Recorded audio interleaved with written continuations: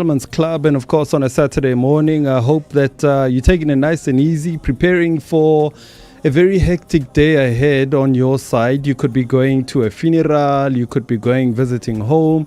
If you are traveling in the streets, please make sure that you drive safely on the roads. And of course, if you are shopping at our Bogart stores, thank you very much for doing so. So in this hour, we have a guest who's going to chat to us about some really serious things, gentlemen. We have to have this powerful conversation. And, okay, so I'll tell you why this triggered me this week. Okay, so I came across a very interesting but sad sort of write-up. It's done by a organization called Justice for South Africa. It's called #JusticeForSA. Just to give you a little bit of a background, it says how to not get unalived as a woman in South Africa. Don't go to the post office. If you remember, Uyinene Mretyana, who was a 19-year-old UCT student, was lured into a post office under the pretense of collecting a parcel. There she was raped and killed, unalived to death by a postal worker.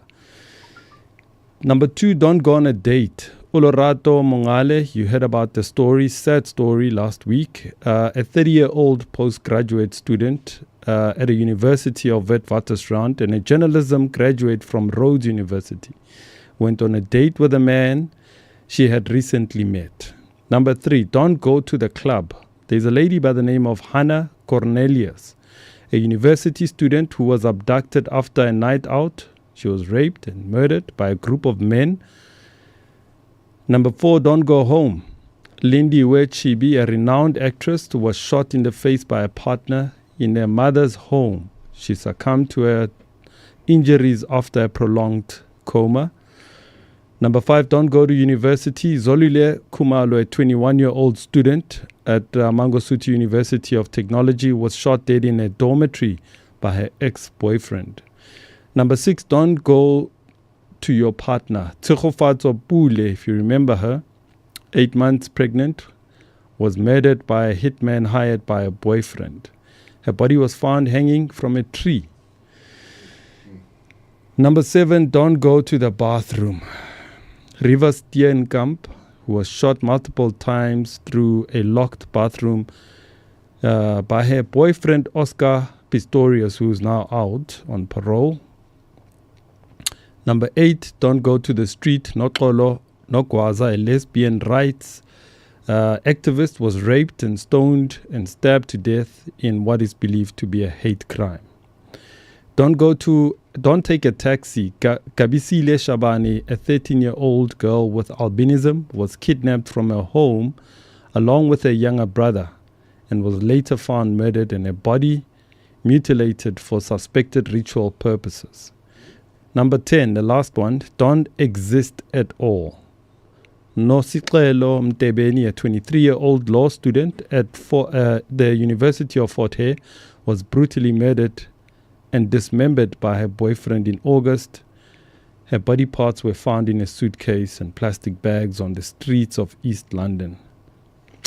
So this was probably one of the most difficult things to want to talk about on radio. But I found that as men, we needed to have this discussion. So to help us make sense of this particular topic, which is very difficult, we have Qhawe Zulu, who is a versatile, analytical, and hardworking individual with a practical, hands-on approach who always preserves to achieve the best results, able to collect and analyze information, digest facts, figures, and quickly grasp complex technical issues.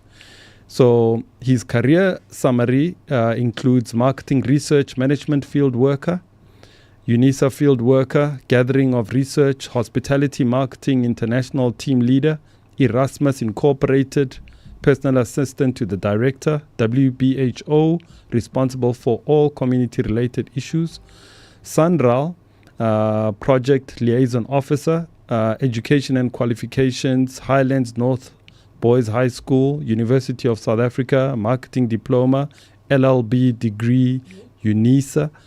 And we're talking about a lawyer who joins us this morning on the Gentleman's Club. Welcome to it, my brother. How are you doing? I'm good. Thanks for having me.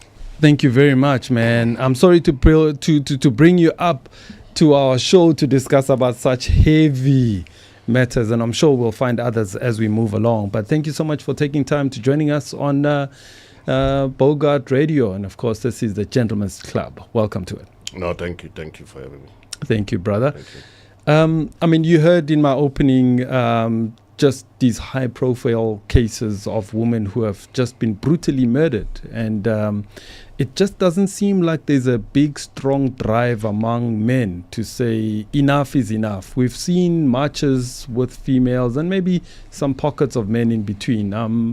What do you think is happening in South Africa? Why are we so violent as men? Yeah, no, it's quite a difficult one to introspect on. And these things are happening on month-to-month basis. Before I just answer your question, I mean, I was in Rudaport area. There's a female that was also, her body was mutilated. We don't know who we still don't know who the perpetrators were, but in South African context, there's corrective, they call it corrective rape. Okay. Sipho, where if a person chooses to be a lesbian, these youngsters, they think they can turn a woman and correct it. So there's a term called corrective rape. But in legally, that term has not found expression as yet in terms of how we actually need to go about conscientizing the public to say if a person chooses whatever sexuality that they intend to be, it's their right, as enshrined in our constitution. So to answer your question as to what is actually happening and what needs to be done, perhaps, men need to be educated.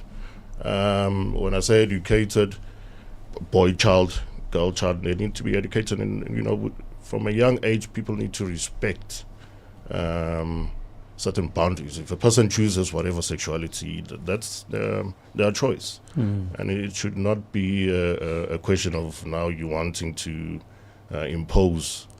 I'm coming to the subject of corrective rape, which it still needs to be talked about within this context of the subject of gender-based violence or domestic abuse within the household. Yeah.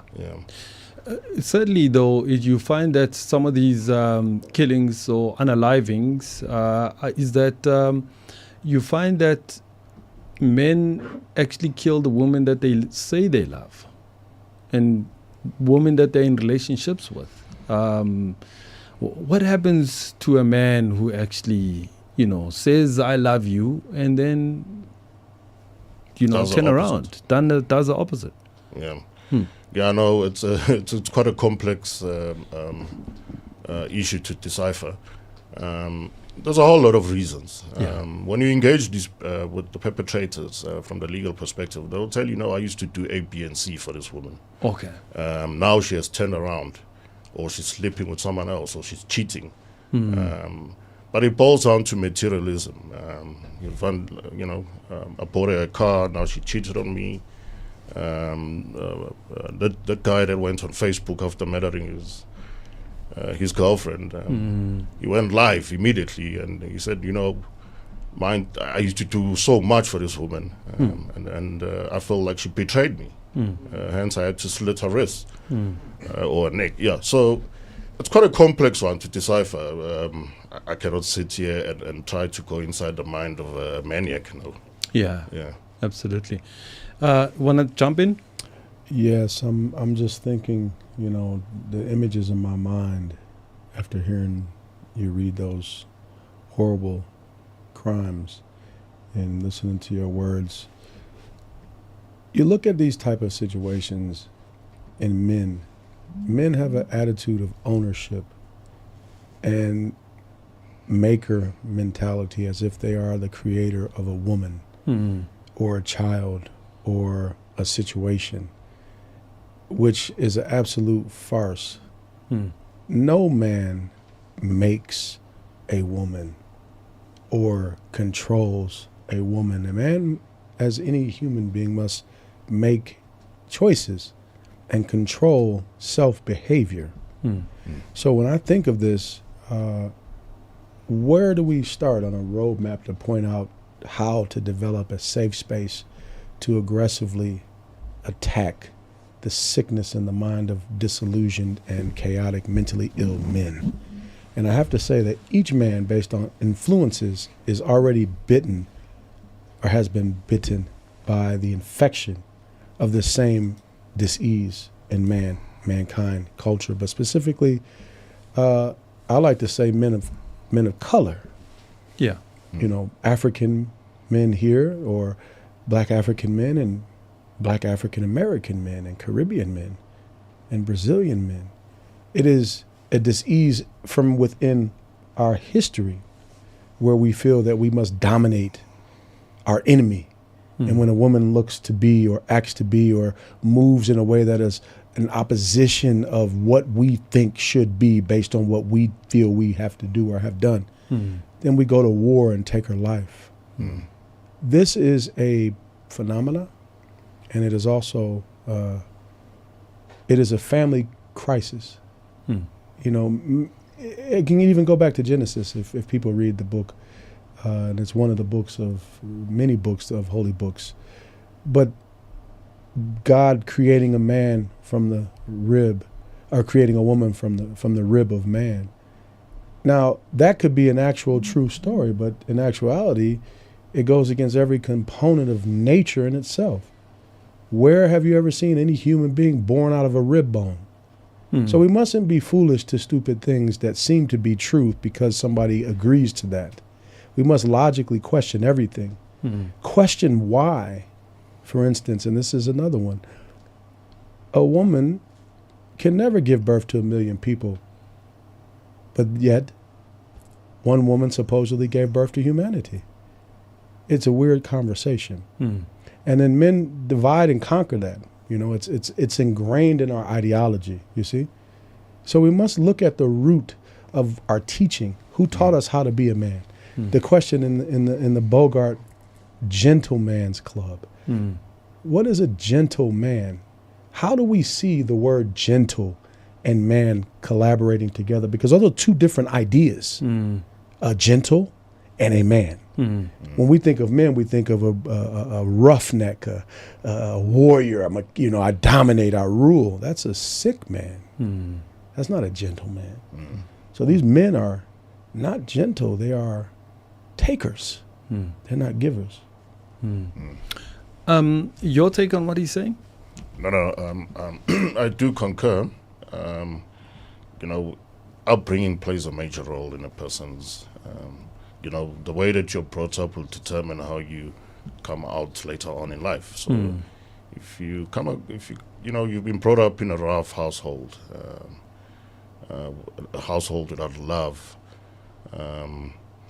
You've been brought up by a single parent who beat you up, and automatically when you grow up, that's how you're going to view the world. That people need to be dominated, as you correctly put it. So now in this instance, you're dominating your partner, which is wrong. So obviously that relationship is bound for failure. So we just have to. We need to be very, very cautious. When we analyze these individuals, from a psychological point of view, they are very, very much damaged. And hence I say it's the way that they're brought up. So let's give the ladies who are watching, who are listening in various platforms, some tips. How do you spot a man with issues? Like, we gents, we always look for women, I'm sure, like when you're on the streets maybe years ago or whatever, you always, there are specific things you look at when you check a woman out, right? You look at her body, you look at her smile, whatever it is that tickles your fancy. But what is it for women that they need to look out for? When a guy comes, maybe he comes in with flashy things, maybe he says, let's take you out to whatever.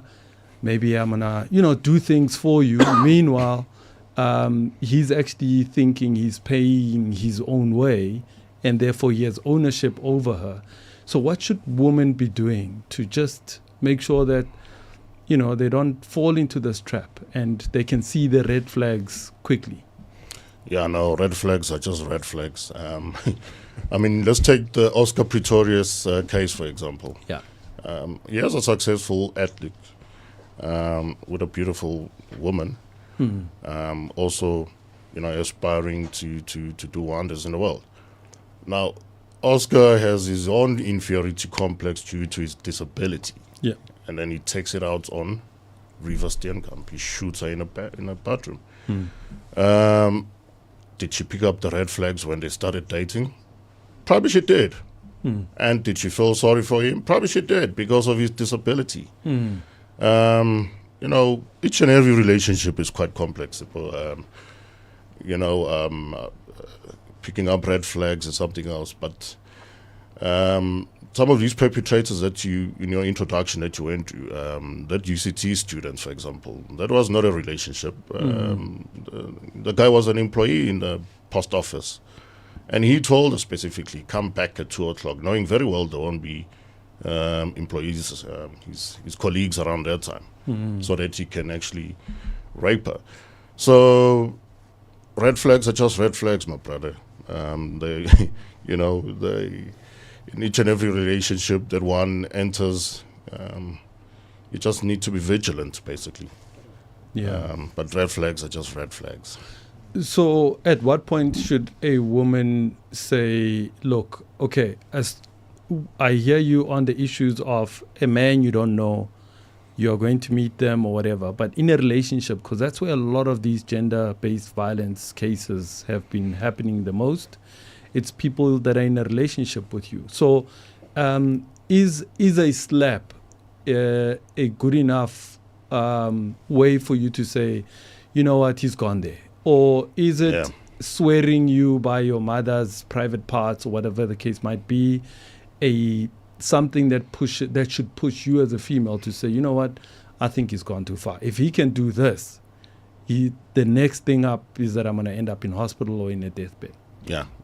No, those are triggers. Yeah. And by the way, when we say gender or domestic, we shouldn't just base it on.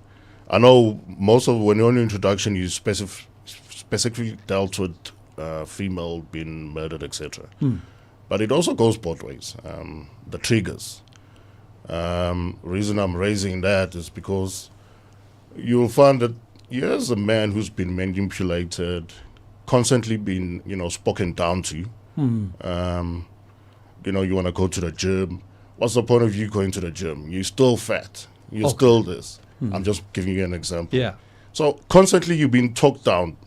And you're constantly trying to avoid that, those discussions. We know females are emotional beings, without trying to be sexist or anything. But there's that breaking point eventually where that man, that trigger something within him. But of course, the slap, talking down, shouting, verbal abuse, all those things contribute to the red flags. And the best thing is just to walk away. Because I can tell you here in South Africa, police, they take this very, very serious, this GBV cases, especially if a woman has been touched by a man. The police will be there immediately. Absolutely. You were speaking about the cases in Roodepoort, in where you come from in the West Rand. This week, they also found a body there. What happened there? 14-year-old girl was, I think it's one of those crimes of occult, multi crimes, if you want to put it that way, where she went out with friends, and her body was just discovered the following day. Now they're busy trying to investigate as to what actually happened. That group of 5 friends that she went out with all don't want to speak. I actually attended a memorial service yesterday. No one is speaking. She was staying with the granny. The granny is traumatized, obviously. And the worst part is it has to do with what I discussed earlier on, the corrective rape. A 14-year-old lesbian and her body was just found in a dump. Very sad indeed. Yeah. All right, we're going to continue with our conversation with our guest in a short while. We're going to take a short break. Thabang is standing by with just sports updates, and from there, Rihanna Sali has sent us just some tips on our health. And of course, we're having this very difficult conversation. I mean, it has to be dealt with. And I mean, as men, we have to be seen to be doing something. And at some point, we need to be able to call out our brothers who are committing this amount of crime. You know, like we need to stand up. Like, I don't know, there was remember Dube, Benjamin Dube, or the actor, the comedian? He wanted to do like a 1 million man march to Pretoria. Yeah. And I mean, none of us just got involved in that thing. I don't know why, though. So we'll talk about it after the break. Let's do this. The hits. They ain't never had a pretty girl from Joburg.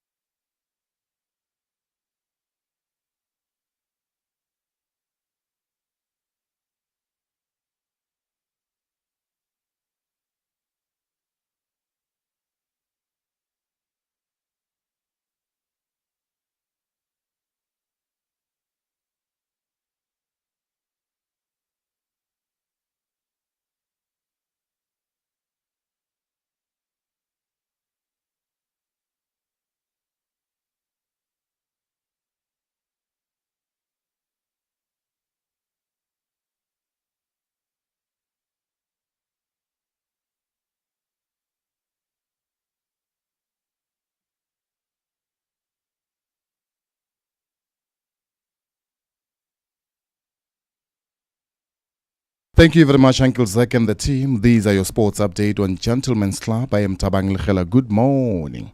Siyakolisi will lead the Sharks in their United Rugby Championship semi-final against the Bulls at the Loftus Veldveld Stadium this evening in Pretoria. Kolisi was named as the captain in the absence of regular skipper Eben Esbeck, who was injured in training during the week. The Debenites will be preparing the URC semi-finals for the first time and head into the encounter with a quiet bit of a confidence. Now to some football news. Carlo Ancelotti's debut as Brazil's coach ended in a goalless draw in Ecuador in South America World Cup qualifying on Thursday. The 65-year-old Italian, who left Real Madrid at the end of the European season, has been charged with taking Brazil through the latter stages of qualifying for the 2026 World Cup. Ancelotti, who is a former AC Milan and Chelsea manager, replaced Doril Jr., who was sacked at the end of March after a 4-1 thrashing at the hands of reigning champions and bitter rivals Argentina. Now let's take a look at your cricket news. Former South African coach Rob Walter has been named as New Zealand's new coach across all three formats of the game. The 49-year-old South African takes up the Black Caps job from the middle of June and will lead the side on their upcoming tour of Zimbabwe. Walter was an early favourite for the job after quitting his South African post leading their one-day and T20 series in April. Walter's contract means he will lead the Black Caps to the Los Angeles 2028 Olympics as well as the major ICC tournaments, including the 2027 World Cup. Now off to some tennis news. South Africa's Paralympics wheelchair players Kgothatso Montjane and Donald Rampadi have made it into the French Open double finals. The quad wheelchair doubles, South Africa's Rampadi and Turkish partner Ahmed Kaplan reached into the final after beating the number 2 seed Andy Lapthorne from Great Britain and Sam Schroeder from the Netherlands 6-3, 2-6 and 10-7. While in the women's doubles semifinals, Montjane, together with the partner from China, Yui Kamiji, toppled number 1 seeds Manami from Japan and Zhenzhou Shu from China 6-1, 6-4. Those were your sports update. Catch the next fix next week, same time, same place. Thank you very much, my brother. Thank you so much. We are going to catch you on the other side next week. That's Thabang with the sports news update right there All right, so let's move over to Rihanna Sali, who's all the way in Dubai, and here's what she had to say to give us some tips as men so that we stay healthy. Let's go. Good morning, Uncle Zach, and to all of the Bogart listeners. This is Rihanna, your health expert, sharing some tips on how to lose weight during this very cold season of winter. My first tip for this week is to try your best to get your 10,000 steps in per day. And this could be as easy as parking your car a few blocks away from the entrance of a shopping center. That way you're going to get your additional steps in. Taking the stairs instead of using the lift. And just really walking around the block to get that heart rate up and get those endorphins going. I promise you it helps and it's free. The second tip that I have is to manage your portion control when it comes to food. Did you know that psychologically, if you use a small side plate and eat from there versus eating from your normal standard size plate, when you fill your plate onto the side plate, psychologically your brain will feel as if you have had enough to eat versus you overloading the normal standard plate, which we tend to do. And if you can practice that, you will start noticing that you are fuller for much longer and you don't need that extra food. Let me know what you think of this advice, and I am happy to support everybody.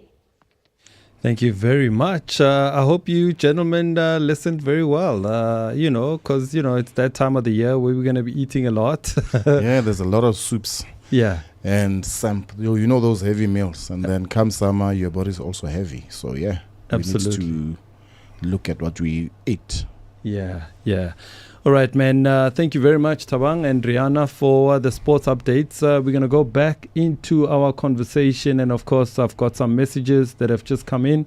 Some voice notes that we just want to share with you. And, of course, so many women are touched by this topic. And, of course, they want to get involved. And so I've got some messages I want to read and something quickly I want to play so that we can engage on it. Quentin, are you ready? Okay, let's take a listen to this. Yeah. Okay, it's the wrong one, sorry. Okay, let's do this one. In the last quarter, we had about 1,700 convictions. So we are also prioritizing in terms of the justice system. We have forensic laboratories, as you know.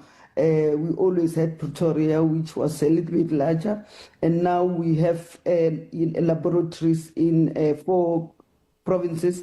And then in Mpumalanga, we are going to have what we call e-laboratory, and then also getting other provinces their laboratory, so that all in all, we have 9 laboratories, and the turnaround is very quickly. Secondly, we have allocated more resources in terms of the personnel and in terms of the vehicles, in terms of the councillors to be able to assist people. Yes, we would need more budget, but as you know, government also have other priorities. We cannot just give all and everything. But also we embark on the awareness program. As you know, I was in Thohoyandou a week ago, where more than 2,000 people joined us in our march against gender-based violence, including the traditional leaders in that Thohoyandou. We were joined by Putovela, Mpapudi, and also the church leaders and the NGOs, and everybody were saying not in our names. And yesterday also, as we were meeting or as we were bearing Olerato, I don't know whether you observed, I asked our men to stand up and said to them, it's high time now that they also come along and said no to our women, because women have been fighting the struggle. You can even see in the marches that are there are always women at the court, there are always women. So it's high time that our men must also stand up and assist us, because this is more a societal issue than a criminal issue. Through all the darkness that South African women face, emotional, physical, sexual, economic abuse. What reason do we have to keep smiling? We have absolutely no reason to keep smiling because South African women are dying every day and mostly people are doing nothing about it. I think it's time that we stop asking women what to do and start asking perpetrators to do better, to be better, to start treating women the way that they deserve to be treated. It is not up to us, it is up to the perpetrators to start doing right. Thank you. Listen to this awful story in the Sowetan. A man from Soweto allegedly killed his girlfriend, whom he'd been dating for 2 months. Then he offered to help the family look for her. He was calling them every day after she went missing to say, "Is she back? Have you seen her?" They even went to places where she might have been last seen. And when finally a missing persons case was reported to the police, part of their process of elimination, as you might imagine, was to interview him. When they got to his house, they discovered her grim remains under his bed.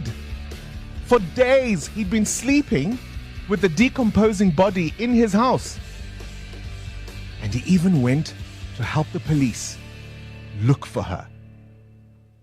A lot of women that die in South Africa, they die in the hands of.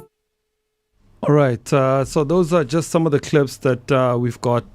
Quentin, I mean, scary stuff. I mean, your take on what's been said, and we heard the police there saying that they need more resources. Government needs more resources. There needs to be more that has to be done to deal with this. Yeah, and the community also needs to come out and speak up. That latter story that you just played, that clip, I mean... to have a decomposing body underneath your bed and you helping the police to look for the body. Meanwhile, you as a boyfriend, you know exactly where the body is. That's just on another level of insanity. That's why I say to you, we're dealing with people here who have serious psychological issues. Yeah, that just reminded me of Jeffrey Dahmer, who ate bodies, but... cannibalism, but this one, yeah, it takes the cup, man. You can't have a decomposing body underneath your bed and you claim you don't know where, you're saying you want to assist the family. I mean, in your opening remarks, you asked, do these people actually love their partners? I mean, that's just horrific to hear.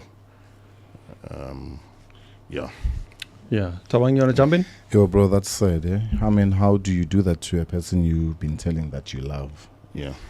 Every now and then you tell this person that you love, but you know that back in your mind, you're going to unalive her. I mean, that's really sick. It really makes me emotional in a sense. Yeah. It's really tough, bro.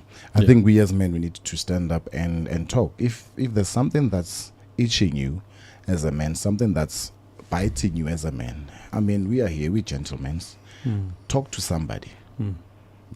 If your wife is cheating on you, talk to your uncles. That's what they used to do. Our fathers used to do that before. If you think she's cheating on you or she's ill-treating you or whatever the case might be, go to your elders, talk to them so that they can diffuse the situation.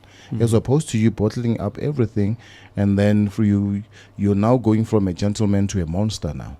Because now you are busy infiltrating all this angerness in your body, so, and in your mind. So I think it's better if we talk as men. There are organizations. Do we talk as men? Men don't talk. Why don't men we talk? run away from the clinic, let alone talking? If you go to the clinics right now, you find it's women who wants to go there and check their health. We just run a health tip there. But if you can go, a man would rather die or be sick instead of him going to go and get checked. So let alone talking. We don't talk, we don't go to the clinic. We just men. We just go to the bar. We just want to be the father. Why don't we talk? Yeah, stereotypes. There's a saying, when you talk, you're weak. Indoda Ekali. You know, all these things started way back when they said men don't cry. Indoda Ekali. Indoda Nkunze. Man is a bull. He doesn't cry. That's one thing that's killing us as men. because we are harboring all this negativeness because I want to be seen as a man. I cannot go to the police station and tell them that my wife is hitting on me, my wife is cheating on me. They look at me as a fool. So you want to bottle up all those things and say, I'm a man. I'll deal with the situation. Yes, I can deal with the situation manly. And manly is these things that we're hearing now, unaliving. We're finding women being thrown around in Soweto. We find women in Lombardy and. So this is the thing that it has started way back, that Undota Kali, that really messed up our minds as men. Yeah. Your take on it? No, you hit it on the. It's quite correct. It starts from there, Indota Kali. You just mentioned when you go to the police station. The police themselves actually they turn into a laughing stock. They'll laugh at you. What kind of a weak man is this coming to report? Who can't control his family? Coming to report domestic issue. You become a laughing stock. So my brother just is quite correct. These are all stereotypes. I mean, we have a problem, gentlemen. Like it's boiling point. We know that we don't talk. We know that we feel weak if we do open up. But we have generations that follow us, and they are seeing us being violent. They are growing up in an environment. What is it that we can actually do to actually help those younger ones? Do we need to turn our taverns into talking spots? Because men get together all the time. Like taverns are full. Like you won't find men cleaning iskanga or cleaning up an environment that's dirty. Our towns are breaking, falling into pieces, but you'll find men at the taverns drinking alcohol all the time, every weekend, every day sometimes. Are we running away from the pains that we probably grew up with? Is it because of, like you said earlier on, is it maybe something we grew up with, the pains that we harbor, that we just go to the bottle? Yeah, that's the thing, because now we're using alcohol as escape, as a thing that we run away from the reality. I mean, if you mention the taverns, if you can go to the taverns and maybe have a 2-hour word with men before being intoxicated. Because some of them go to the tavern to say, I'm going to ease my mind and whatnot. After drinking that alcohol, he goes back to the very same situation. And now that's, And he better not be a Chiefs fan, because you might just lose. And then it gets even more violent. You know what I'm saying? Yeah. So when you go home now, kids have to run away. Yeah. If Father Ronaldo comes back from the tavern, they know it's going to be busy in the house. Yeah. Kids are scared. The wife now has to go to the auntie's place because now you're a bull now. Yeah. So that's sad. Our women are living in a horrible situation, and if you don't change as men, I don't know what's going to happen. I have 2 boys, and I try by all means to show love to their mother. Although we're not together anymore, but I make sure that I'm there, and they can see the love that I'm showing to their mother, so that tomorrow they can inherit that love. You understand? It's important. It's important, because now raising a child in a hostile environment, definitely you are breeding a pit bull there. This is exactly what I was saying. Should we be telling our sons that we love them as fathers? Maybe definitely. It's not wrong. It's not wrong. When you tell a brother, bro, I love you, they think now you playing for the other team, and you showing love. That, you know what, you, my brother, I love you as a brother. And we should tell our kids that I love you, bro. Absolutely. I've got comments here that comes from Mpumi says, very sad complex. Sadly, our president is quiet. And then she says, a man needs to man up, learn to deal with the past traumas and triggers, be vulnerable to ask for help, and understand their role as leaders and protectors in relationships and families. What do you take on that message? No, I'm in agreement. But the president has done a lot in terms of this. If you remember, during COVID, we had a large amount of cases pertaining to this topic, GBV. And as a result, the number one case or follow-ups that the SAPs are actually doing is GBV cases. That's why I said earlier on, the moment she calls and says, my partner is beating me up, the police will definitely follow up on that case. You will be arrested. So in terms of government doing this, but the issue here is the community. What is the community doing? I'm from Soweto. Our communities, when situations are like that, they always say, "Mina isingene." Well, that's the problem right there. That's the mentality in our townships. When Sipho is fighting with his wife there, into Azamantaba asingeno. And then that's where you need to step in as a neighbor. You can't say, no, Ronaldo's fighting with the wife, and you're like, no, it's partner stuff, I'm not going to get involved. No, you need to be involved. They rather call you a nosy neighbor, but knowing that you are saving a life there. So let's be nosy, especially when you hear a woman crying next door. Let us be nosy. As much as we are nosy when you see a Makelwane buying a new car. They are nosy for unnecessary things. You buy a new car, they'll be there peeping on your wall to see if it's a brand new car and whatnot. But when you are fighting with your wife, they are not peeping on the wall to say, no, we're phoning the police. So let's be noisy and nosy for the right things. As men, let's be nosy for the right things. Bottling up our problems, guchwala in alcohol, won't help us with anything. It will definitely not help us with anything. In fact, it makes matters worse. It makes matters worse. When you're intoxicated, you're going back to your household to actually go and beat her up. Yeah, and the brother is right. Our police are doing quite well. Hit a woman in the township, they'll come with their R4s and everything. I'm telling you, that for sure. You hit a woman, the police will definitely come there.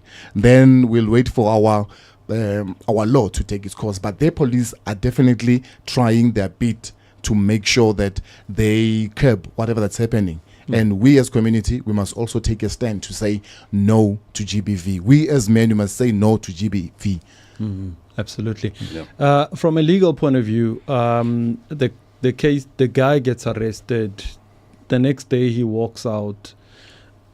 Is a correlation between the courts and the police in dealing with a case of GBV? Because you often hear women say, yeah, he walks out, he's back, whatever the case may be.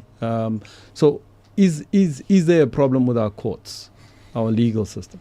Yeah, no, it's a good question. I won't say there's a problem with our courts, but there's a problem in terms of investigation. By the police? By the police themselves. Okay.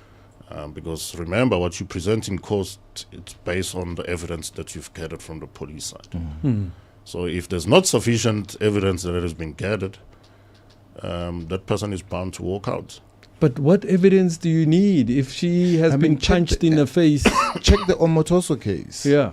Those women were there. The evidence is there, but the guy walked scot-free. Yeah. Yeah, because your prosecutor in that case, so I don't know how somehow other legal, my colleagues would actually interpret the law. Even the magistrate court who was actually presiding in that matter indicated that I'm actually shocked in your definition of rape. Because legally, what is rape? Was a consent? Was an agreement between the two partners? If there wasn't, therefore it becomes rape. That's how the definition of rape is classified. But unfortunately, the prosecutor there dropped the ball. Hence, you had Omatoso walking away. So again, the state failed.